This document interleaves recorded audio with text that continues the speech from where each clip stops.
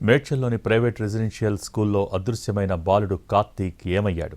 Warden కొట్టడం వల్లే బాలుడు పారిపోయాడా? మొదట కనిపించడం లేదని, ఆ తర్వాత స్కూల్లోనే ఉన్నాడని నిర్వాహకులు మాట ఎందుకు మార్చారు? ఘటనకు సంబంధించిన సీసీటీవీ ఫుటేజ్ ఎందుకు బయటపడటం లేదు? Medchal Johns academy residential school విద్యార్థి కార్తీక్ మిస్సింగ్ మిస్టరీ వీడటం లేదు. బాలుడి మిస్సింగ్ పై ఎన్నో అనుమానాలు, మరెన్నో సందేహాలు వ్యక్తమవుతున్నాయి. 9 రోజులుగా కార్తీక్ ఎక్కడున్నాడు? తన ఆచూకీపై కుటుంబ సభ్యులకు ఎందుకు సమాచారం ఇవ్వడం లేదు? బాలుడు స్కూల్లోనే ఉన్నాడని చెప్పిన నిర్వాహకులు అంతలోనే మాట ఎందుకు మార్చారు? కుటుంబ సభ్యులు స్కూల్కు వచ్చే లోపలే కార్తీక్ గోడ దూకి పారిపోయాడా? స్కూల్లో బాలుడు క్షేమంగా ఉన్నట్లు చెప్పిన టీచర్లు తల్లితో ఫోన్లో ఎందుకు మాట్లాడించలేదు?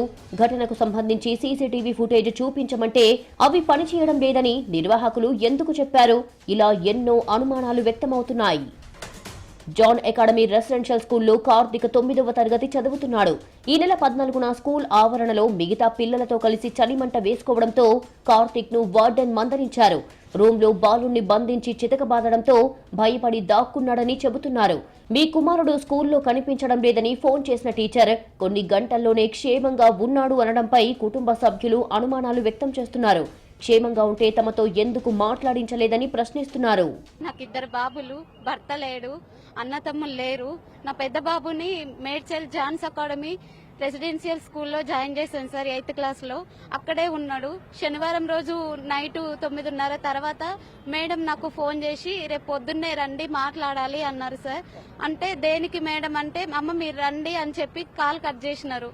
ఫోన్ చేసి ఏమైంది సార్, మేడం ఫోన్ చేసినారు, దేనికి సార్ అంటే, అమ్మ ఏం లేదు, పిల్లలు కొంచెం చలిమంట పెట్టుకున్నారు, దాని గురించి రమ్మన్నారు, రండి అంటే, నాకు బాగాలేదు సార్, నేను రేపు వస్తాను సార్ అంటే, సరే ఈ రోజు వదిలిపెట్టి సోమవారం రండి అంటే సరే అన్నాను సార్.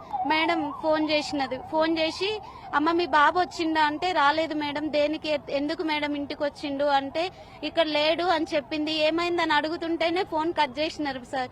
కట్ చేస్తే నేను ఇంకా ఆ సమయంలోనే బయలుదేరినా సార్ హైదరాబాద్ కి. వస్తుంటేనే మళ్ళీ మార్గంలో ఉన్నప్పుడే మళ్ళీ మేడం 7 తర్వాత ఫోన్ చేసి ఎక్కడున్నావమ్మా అని అంటే, వస్తున్నా మేడం ఇట్లా అని చెప్తే అమ్మ ఏడుస్తుంటే, ఏడవకు, టెన్షన్ పడకు, బాబు బానే ఉన్నాడు, పిల్లోడికి ఏం కాలేదు, వాడు ఏదో నకరాలు చేస్తున్నాడు, వాడికి ఏం కాలేదు, మీరు రండి అని అన్నది. చెప్పిన తర్వాత మేడం ఉండి, అమ్మ పొద్దున మీ బాబు పోయిండు, సాయంత్రం 6:30కి వచ్చిండు, 5 నిమిషాలుండి మళ్ళీ పారిపోయిండు అని చెప్పింది సార్ మేడం. కార్తీక్ మిస్సింగ్ కు సంబంధించి టీచర్లు, వార్డెన్ చెబుతున్న వర్షన్ను కుటుంబ సభ్యులు, బంధువులు తప్పుపడుతున్నారు. తమ దగ్గర నవ్వుతూ బాలుణ్ణి మందలించామన్నారని, అదే విషయం మిగతా పిల్లలను అడిగితే కార్తీక్ ను రూమ్ లో బంధించి కొట్టారని చెప్పినట్లు వాపోయారు.